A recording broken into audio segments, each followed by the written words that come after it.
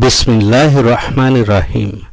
সম্মানিত দর্শক, আসসালামু আলাইকুম।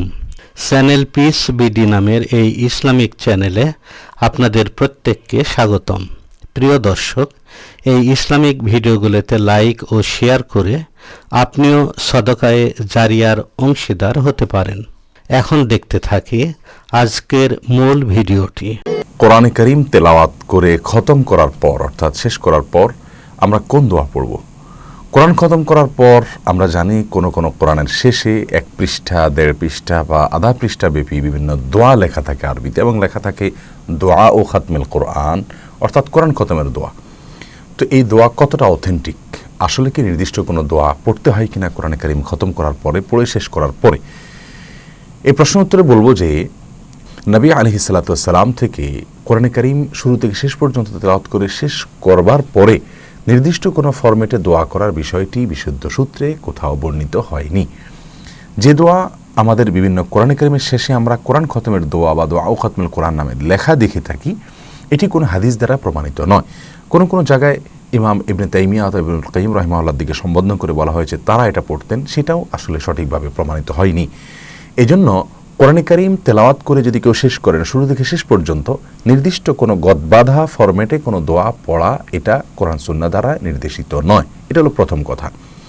এরপরে কথা হলো যে কোরআনে কারীম তেলাওয়াত করে শেষ করার পরে দোয়া করলে দোয়া কবুল হয় কিনা, বা এটা দোয়া কবুলের সময় কিনা, এ বিষয়ে বলবো যে এ বিষয়ে আনাস ইবনে মালিক রাদিয়াল্লাহু তাআলা থেকে বিশুদ্ধ সূত্রে বর্ণিত হয়েছে যে তিনি কোরআনে কারীম তেলাওয়াত করে শেষ করার পরে, শুরু থেকে শেষ পর্যন্ত তেলাওয়াত করে খতম করার পরে তিনি তার পরিবারের লোকদেরকে নিয়ে দোয়া করতেন, তাদেরকে ডেকে আল্লাহর কাছে দোয়া করতেন, বিভিন্ন প্রার্থনা আল্লাহর কাছে পেশ করতেন। এবং কোনো তাবি, যেমন মুজাহিদ রাহমাহুল্লাহ সহ আরও কোনো তাবি থেকে বর্ণিত হয়েছে যে তারা কোরআনে কারীম তেলাওয়াত করে শেষ করার পরে, খতম করার পরে তারা আল্লাহর কাছে দোয়া করতেন। নির্দিষ্ট কোনো গদবাধা দোয়া না, আল্লাহর কাছে চাইতেন তারা। এবং ইমাম নবী রাহমাহুল্লাহ বলেছেন যে ইরাকের কুফা এলাকার কোনো তাবিরা যেদিন কোরআনে কারীম তেলাওয়াত করে শেষ করতেন সেদিন তারা নফল রোজা রাখতেন। তাহলে মোটের উপরে বিষয়টি এই দাঁড়ালো যে কোনো সালাফ তথা সাহাবী এবং তাবিন থেকে বর্ণিত হয়েছে তারা কোরআনে কারীম তেলাওয়াত করে শেষ করার পরেই আল্লাহ সুবহানাহু ওয়া তাআলার কাছে দোয়া করতেন, বড়জন নিজেদের পরিসরে তারা দোয়া করতেন। অতএব এইটুকুকে আমরা যেভাবে প্রমাণিত হয়েছে সেভাবে আমরা আমল করতে পারি, দোয়া করতে পারি।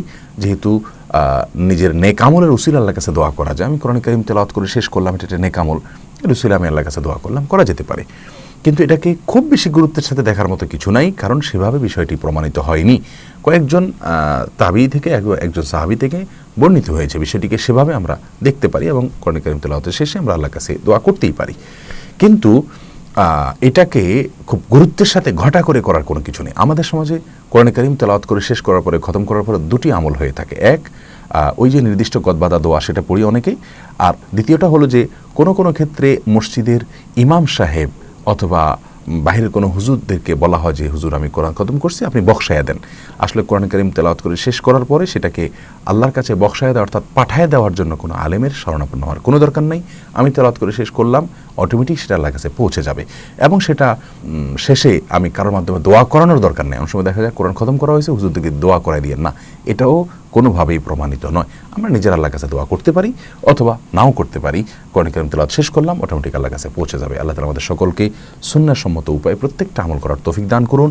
কোরআন খতম করার পরে নির্দিষ্ট কোনো গদবাঁধা দোয়াও বর্ণিত নয়, কোনো হুজুরকে দিয়ে বক্সাই দেওয়া বা দোয়া করানো সেটাও প্রমাণিত নয়। নিজে দোয়া করা যেতে পারে। আল্লাহ তাআলা আমাদেরকে আমলের তৌফিক দান করুন। সম্মানিত দর্শক, এই ইসলামিক চ্যানেলটিকে সাবস্ক্রাইব করবার অনুরোধ রেখে এখনকার মতো বিদায় নিচ্ছি। আল্লাহ হাফেজ। আসসালামু আলাইকুম।